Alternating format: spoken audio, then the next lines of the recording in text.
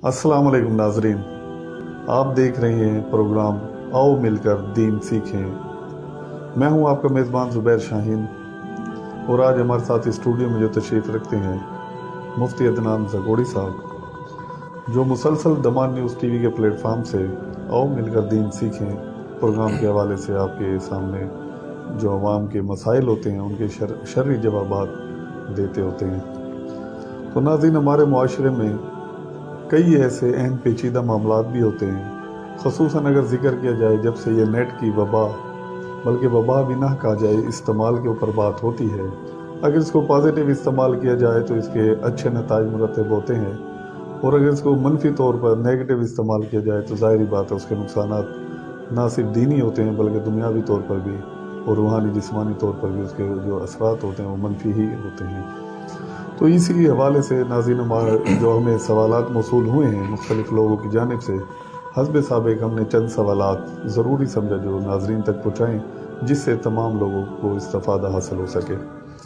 तो हम मुफ्ती साहब आपको अपने प्रोग्राम में वेलकम करते हैं और चलते हैं अपने प्रोग्राम में आगे बढ़ते हुए। आपसे जो सवाल है, एक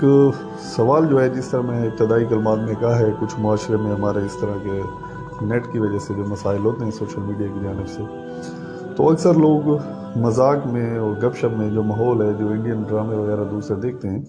तो उसके हवाले से एक सवाल है। एक दोस्त ने कहा है कि मेरे एक दोस्त ने अपनी बीवी को, अपनी जोजा को गपशप के अंदर बहन कहा है। क्या शरन इसकी इजाज़त है या शरीयत में कोई इसकी मुमानियत है, कोई कबाहत ऐसी है, बहन कहा जा सकता है खा वो गपशप में हो या किसी माहौल में आके संजीदा तौर पर कह दिया जाए, तो इसके बारे में शरीयत क्या कहती है? बिस्मिल्लाहिर्रहमानिर्रहीम। सबसे पहले तो मैं अपने मोहतरम ज़ुबैर शाहीन साहब आपका तहे दिल से शुक्रिया अदा करता हूँ अपने प्रोग्राम में मुझे मदऊ करने पर। और जहाँ तक ताल्लुक़ है इस साइल के सवाल का, तो इन्होंने ये सवाल किया है कि अगर किसी शख्स ने अपनी बीवी को गपशप में बहन कह दिया तो क्या इससे निकाह पर कोई असर पड़ता है या इसका हुक्म क्या है। तो इस निस्बत अर्ज़ ये है कि अगर कोई शख्स अपनी बीवी को बहन कह दे तो इससे निकाह के ऊपर कोई असर नहीं पड़ता, मगर इस तरह के बेहुदा किस्म के अल्फाज अदा करना, इससे सख्त परहेज करना चाहिए, क्योंकि ये मकरू अल्फाज हैं और इससे सख्त गुनाह वाक़े होता है। रसूलुल्लाह सल्लल्लाहु अलैहि वसल्लम के हदीस शरीफ का मफ़हूम है कि आप सल्लल्लाहु अलैहि वसल्लम ने एक शख्स को इस हाल में सुना कि वो अपनी बीवी को बहन कह रहा था, तो आप सल्लल्लाहु अलैहि वसल्लम ने जब ये अल्फाज अपने कान मुबारकों से सुने तो आप सल्लल्लाहु अलैहि वसल्लम ने नाराज़गी का इजहार किया और इस शख्स को मना किया कि आइंदा के लिए इस तरह के मकरू अल्फाज अदा करने से परहेज करें और गुरेज करें। तो ये अल्फाज चूंकि ज़िहार के मुशाबे अल्फाज हैं,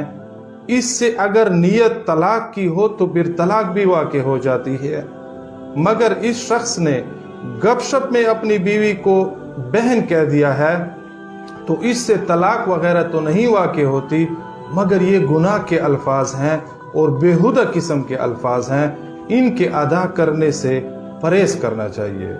बहुत शुक्रिया मुफ्ती साहब, जिस तरह आपने बताया वाकई निकाह नहीं टूटता। अमूमन यही माशरे में मुख्तलिफ लोग खुद, जिस तरह हम कहते हैं कि लोग मुफ्तियान भी खुद बन जाते हैं, खुद ही फैसले करते हैं, तो यही इसलिए कहा जाता है कि कोई भी अगर ऐसा मसला हो तो मुफ्तियान कराम से रब्ता किया जाए। तो निकाह नहीं टूटता, लेकिन गुनाह भी एक बड़े गुनाह के ज़ुम्रे में आता है, तो इस चीज़ की हमें एहतियात करनी चाहिए। मुफ्ती साहब, हमारा दूसरा सवाल ये है कि जिस तरह के हमारा माहौल भी है, जो मुआशरा आजकल शादी भी बहुत ज़्यादा मौसीकी के प्रोग्राम होते हैं, अमूमन ख्वाजा सराब भी आते हैं और लोगों की दिलचस्पी, उनका जो हुलिया होता है इस किस्म का होता है, जिस तरह ख़वातीन या खातून होती हैं। तो एक दोस्त ने सवाल ये किया है कि ये जो ख्वाजा सरा होते हैं, क्या इनसे निकाह करना जायज़ है या निकाह हो सकता है या नहीं हो सकता? ज़ुबैर शाहीन साहब, इस दोस्त ने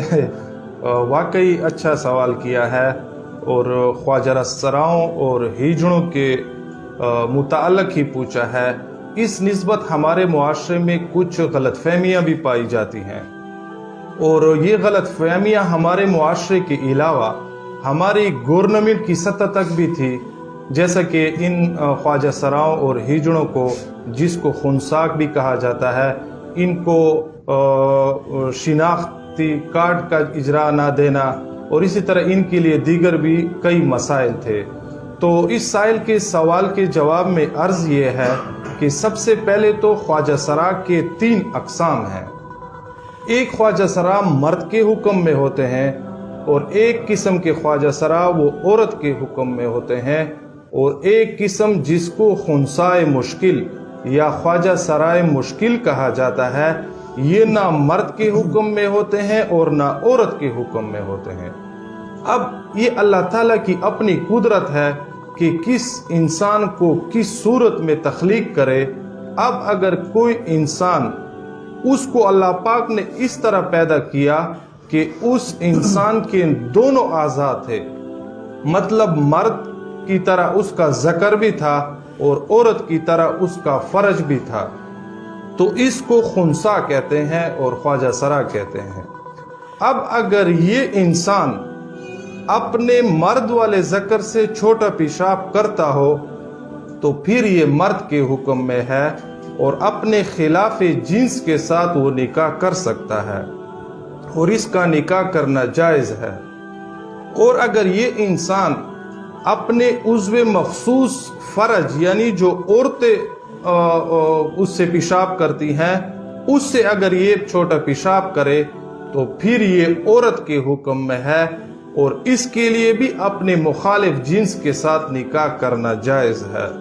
مگر جو یہ تیسری قسم ہے جس کو خواجہ سرائے مشکل یا خنثائے مشکل کہا جاتا ہے، اس میں کوئی علامت واضح طور پر نہیں ہوتی کہ وہ ترجیح دے کہ یہ مرد ہے یا یہ عورت ہے، یہ برابر ہوتی ہے اور اس میں کوئی ایسی علامت نہیں پائی جاتی جس سے دیکھنے والا یہ کہے کہ یہ مرد کی طرف مائل ہے یا یہ عورت کی طرف مائل ہے۔ تو ایسی صورتحال میں پھر اس خنثائے مشکل کا نکاح کرنا جائز نہیں۔ اگر اس میں کوئی مرد والے علامات ظاہر ہو جائیں، مثلا اس کی داڑھی مونچھ نکل آ جائے یا اس کو احتلام ہو جائے یا کوئی عورتوں والے علامات ظاہر ہو جائیں جس طرح کے حیض کا آنا اور سینوں کا ابھرنا اور لمبے لمبے بال آنا اور ان کی آواز میں وہ عورتوں والی سریلی قسم کی آواز کا نکلنا، تو پھر یہ وہ علامات ہوتے ہیں جو وہ مرد سے اس کو مخصوص کرتے ہیں۔ اور اگر کوئی ایسی ظاہری علامت اس میں نہ پائی جائے تو پھر یہ خنثائے مشکل ہے۔ اور اس کو یہاں تک بھی فقہائے کرام نے لکھا ہے کہ ان کے درمیان فرق کیسے کیا جائے گا، وہ اس طرح کہ اس انسان میں دونوں قسم کے عضو مخصوص موجود ہیں، عورت والا بھی ہے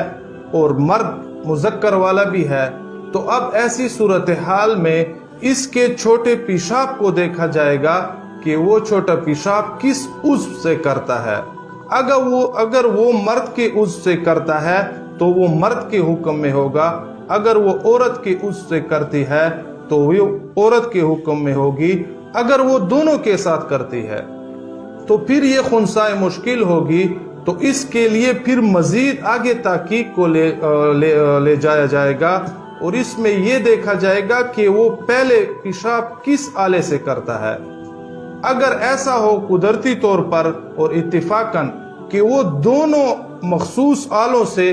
یک جا وہ پیشاب کرتا ہو تو پھر یہ خنثائے مشکل ہے اور اس کا پہچاننا وہ پھر ممکن نہیں، تو ایسے خنثائے مشکل کے ساتھ پھر نکاح کرنا وہ جائز نہیں۔ مفتی صاحب، آپ نے تفصیلاً بتایا، بڑے پیچیدہ مسائل بھی ہیں جو مقصد سمجھنا بھی چاہیے لوگوں کو۔ جس طرح آپ نے ان میں جو 3 اقسام بتائی، خصوصاً جو خنثائے مشکل کی جو آپ نے بات کی ہے، یہاں سوال یہ پیدا ہوتا ہے کیونکہ جو ہمارا معاشرہ ہے، اگر اس قسم کے جو لوگ ہوتے ہیں وہ گھروں سے نکل جاتے ہیں، مخصوص ان کے آپ دیکھتے ہیں جو حالات زندگی گزارتے ہیں ایک ساتھ، تو پھر اس کو اگر اس کی جو اموات یا موت واقع ہو جاتی ہے تو پھر اس کو غسل کون دے گا، کیا پہچان ہوگی اس کی؟ اچھا جی، اگر جس طرح کہ میں نے 3 اقسام آپ جناب کو بتائی ہیں، اگر وہ مرد کے حکم میں ہوگا، مطلب اس کے اعضاء تو دونوں ہیں مگر وہ چھوٹا پیشاب مرد والے مخصوص آلے سے کرتا ہے، تو یہ مرد کے حکم میں ہے۔ ایسے خنثا کو اور ایسے خواجہ سرا کو پھر غسل جو ہے وہ مرد ہی دیں گے۔ اور اگر اس کے دونوں اعضاء ہیں لیکن وہ چھوٹا پیشاب وہ عورت والے آلے سے کرے، مخصوص عضو سے کرے، تو پھر یہ عورت کے حکم میں ہے، اور اگر یہ فوت ہو جائے تو پھر اس کو غسل عورتیں دیں گے۔ اور اگر خنثی مشکل ہو تو پھر ایسی صورتحال میں نہ تو اس کو مرد غسل دے سکتا ہے اور نہ عورت غسل دے سکتی ہے، اس کو بس تیمم دیا جائے گا، اور تیمم کے بعد ہی اس کو پھر کفن وغیرہ پہنا کر دفنایا جائے گا۔ تو مفتی صاحب جہاں تک یہ غسل کی بات ہوگی اور جو بھی اقسام آپ نے بتائی ہیں، مزید اس کے اندر سوال یہ پیدا ہوتے ہیں کہ ظاہری بات ہے وہ کہیں سے تو اس نے جنم لیا ہے، تو کیا جو شرعی وراثت ہوتی ہے، وراثت میں ان کا حصہ بنتا ہے نہیں بنتا، یا وراثت میں اب اس کو مرد کی حیثیت سے جو حصے دیے جاتے ہیں جو شریعت نے تعین کیے ہوئے ہیں، یا جو خاتون ہوگی یا عورت کی جانب سے، تو ان کا حصوں کی تقسیم کس طرح ہوگی؟ تھوڑا سا اگر یہ بھی ہمیں بتا۔ جی زبیر شاہین صاحب، جس طرح کے پہلے ان کے اقسام میں نے بیان کیے ہیں، بالکل اسے قاعدے کو مد نظر رکھ کر ہی ان کی وراثت تقسیم ہوگی۔ اگر اس کے دونوں اعضاء ہوں مگر وہ مرد والے اعضاء سے پیشاب کرتا ہو تو یہ مرد کے حکم میں ہے اور اس کو وراثت بھی مردوں والے ملے گی، اور اگر دونوں اعضاء ہیں لیکن وہ چھوٹا پیشاب جو ہے وہ عورت کے اعضاء سے کرے تو پھر یہ عورت کے حکم میں ہے اور اس کو اپنے مورے سے آلہ سے وراثت بھی عورت کے وراثت ملے گی۔ اور اگر وہ خواجہ سرا مشکل اور خنثی مشکل ہو تو پھر اس میں فقہائے کرام نے اختلاف کیا ہے۔ بعض فقہائے کرام فرماتے ہیں، جس طرح کے احناف کا بھی یہ قول ہے، کہ اس کو عورتوں والا حصہ دیا جائے گا، جبکہ صاحبین میں سے اور دیگر ائمہ کرام اس کے ساتھ اختلاف کرتے ہیں۔ یہ ایک بہت بڑا اختلافی مسئلہ ہے جس کو فقہ کی کتب میں تفصیل سے بیان کیا گیا ہے۔ اور اسی طرح خواجہ سرا کے متعلق یہ بھی ہے کہ اگر یہ کسی جماعت کی نماز میں شریک ہونا چاہیں تو پھر یہ کون سے صف میں کھڑیں گے؟ آیا مردوں والے صف میں وہ امام کے پیچھے نماز کے لیے کھڑے ہوں گے، یا عورتوں والے صف میں کھڑے ہو کر امام کے پیچھے نماز پڑھیں گے؟ تو ایسی صورتحال میں یہ خواجہ سرا جو ہیں یہ نہ مردوں والے صف میں کھڑے ہوں گے اور نہ عورتوں والے صف میں کھڑے ہوں گے، بلکہ جو مردوں اور عورتوں کے درمیان جو خالی جگہ ہوگی، مطلب ایک صف کی جگہ خالی چھوڑی جائے گی، اور اس میں یہ خنثی مشکل اور خواجہ سرائے مشکل نماز ادا کریں گے۔ وہ اس لیے کہ اگر اس کو مردوں کے ساتھ کھڑا کیا جائے تو ہو سکتا ہے کہ یہ عورت ہو، تو جو عورت مرد کے ساتھ برابری میں نماز میں شریک ہوگی تو ان مردوں کی نماز خراب ہو جائے گی، اور اسی طرح اگر اس کو عورتوں کے صف میں کھڑا جائے تو یہ امکان ہے کہ یہ خواجہ سرا مرد ہو تو مرد کو اور غیر مرد کو عورتوں کے صف میں برابری کے ساتھ کھڑا کر کے تو ان کی نماز پھر فاسد ہوتی ہے۔ تو اس لیے ائمہ کرام اور فقہائے کرام نے یہ فرمایا ہے کہ ایسی صورتحال میں ان کو نہ مردوں کے صف میں کھڑا کیا جائے اور نہ عورتوں کے صف میں، بلکہ ان دونوں کے درمیان ایک اور صف بنائی جائے جس میں خواجہ سرا اور خنثی مشکل نماز ادا کریں گے۔ ماشاءاللہ بہت خوب، کیونکہ مفتی صاحب ہمارا جو دمان نیوز ٹی وی ہے، کئی خواجہ سرا بھی ہمارے ساتھ مقصد انہوں نے لائک کیے ہوئے، وہ دیکھتے ہیں۔ آج آپ کے جو آپ نے تفصیلی جواب دیا، ظاہر ہے وہ بھی مستفید ہوں گے، جو ہمارا معاشرہ لوگ ہیں ان کو بھی معلومات ہو گئی ہیں۔ تو مفتی صاحب ایک اور سوال ہمارے پاس جو آیا ہے خاتون کی جانب سے، کہ جو یہ ہانیہ نام ہے، جس سے ہم نے پچھلے پروگرام میں ایک نام کے جنت کے نام کے سلسلے میں آپ نے بتایا تھا، کیا یہ ہانیہ نام رکھنا بھی جائز ہے یا نہیں ہے، یا اگر یہ ہے تو یہ کیا کسی صحابیہ کا نام بھی رہا ہے ہانیہ یا نہیں؟ تھوڑا اس کے بارے میں۔ جی، ہانیہ اسلامی نام ہے اور اس کا لغوی معنی ہوتا ہے خوش دل والا، مطلب جو ہمیشہ خوشحال ہو اور پرمسرت ہو اور اچھے دل والا، یہ اس کا لغوی معنی ہے۔ اور ہانیہ جو ہے یہ میرے مطالعے کے مطابق کسی صحابیہ کا نام نہیں ہے۔ ہاں البتہ حضرت علی کرم اللہ وجہہ کی ایک بڑی ہمشیرہ جو تھی اس کا نام تھا ام ہانی، اور وہ ان کی کنیت تھی۔ تو تو والدہ کے لیے آتا ہے اور ہانی ان کا نام ہو سکتا ہے، تو اس مناسبت سے ہانی یا ہانیہ نام رکھنا یہ جائز ہے، مگر مخصوص طور پر ہانیہ کا نام جو ہے وہ کسی صحابیہ کا میری نگاہوں اور میری نظروں سے نہیں گزرا، تاہم اس نام کا جو معنی ہے وہ اچھا معنی ہے، اس نام کو اگر رکھا جائے تو اس میں کوئی قباحت نہیں ہوگی، خیر رکھ لیا جائے۔ تاہم کوشش کر لیا کریں اسلامی نام جو ہیں وہ اپنے بچوں پر رکھا کریں، اور اگر آپ کو معاشرے میں کسی بچے یا کسی شخص کا کوئی نام پسند بھی آ جائے تو اپنے قریبی علماء کرام اور مفتیان اعظام سے اس لفظ کا معنی پوچھ کر پھر تسلی ہو کر اپنے چھوٹے بچوں پر رکھا کریں، تاکہ وہ بے معنی قسم کا نام نہ ہو یا کوئی مغربی اس کا نام نہ ہو، اسلامی نام رکھا کریں۔ اور خصوصاً کوشش کیا کرے کہ انبیاء کرام علیہم الصلوات و تسلیمات یا صحابہ کرام رضوان اللہ تعالی علیہم اجمعین کا نام ہی تجویز کیا کرے، یا صحابیات کا ہی نام تجویز کیا کرے، اس کی بہت خیر و برکت ہوگی۔ جس طرح کے سابقہ پروگرام میں بھی ہم نے کسی سائل کے سوال میں یہی عرض کیا تھا اور یہی جواب دیا تھا۔ جی ناظرین، جس طرح مفتی صاحب بتا رہے تھے، کوشش ہمیں یہی کرنی چاہیے بعثت مسلمان انبیاء کرام کے یا صحابہ کرام کے یا جو صحابیاں ہیں ہماری، انہی کا نام ہمیں رکھنا چاہیے، کیونکہ آج کل جو معاشرہ ہے، جو ہمارا جو سسٹم چل رہا ہے، جو کلچر ہم نے جو انڈیا سے ڈیولپ کیا ہوا ہے، گھر گھر کے اندر جو ہمارے ٹی وی ہے، ٹیلی ویژن، وہی نام ہم دیکھتے ہیں، تو اس چیز کی ہمیں احتیاط بھی کرنی چاہیے۔ بلکہ آج ہر گلی محلے میں مساجد موجود ہے، علماء کرام ہیں جو ہمارے امام صاحب ہوتے ہیں، خطیب ہوتے ہیں، تو کوشش کیا کریں نام رکھنے سے پہلے اگر ان سے پوچھ لیا جائے تو یہ بہتر ہوگا۔ تو بہت شکریہ مفتی صاحب، آپ نے ہمیں ٹائم دیا۔ ناظرین، حسب سابق ہم اسی امید سے ہیں کہ آپ ہمیں اپنا فیڈ بیک ضرور دیجیے گا۔ اسکرین پہ آپ دیکھ رہے ہیں جو مفتی صاحب کا بھی واٹس ایپ نمبر ہے اور دمان نیوز ٹی وی کا بھی واٹس ایپ نمبر ہے، تو اس کے اندر قطعاً شرم نہ کیجیے۔ کوئی مسئلے ہوتے ہیں، خواتین کے حوالے سے ہوتے ہیں، مردوں کے حوالے سے ہوتے ہیں، کسی قسم کے بھی جو شرعی مسائل ہوتے ہیں، آپ بالکل ہم سے رابطہ کر سکتے ہیں۔ جو پرسنلی بتانے کے ہوتے ہیں وہ مفتی صاحب ان بکس بھی کر دیتے ہیں، اور جو تمام ناظرین کے لیے ہوتے ہیں وہ کوشش ہم یہی کرتے ہیں وہ آن ایئر بھی ہم لے آتے ہیں۔ تو اس کے ساتھ ہی ناظرین ہمیں اجازت دیجیے، اللہ حافظ۔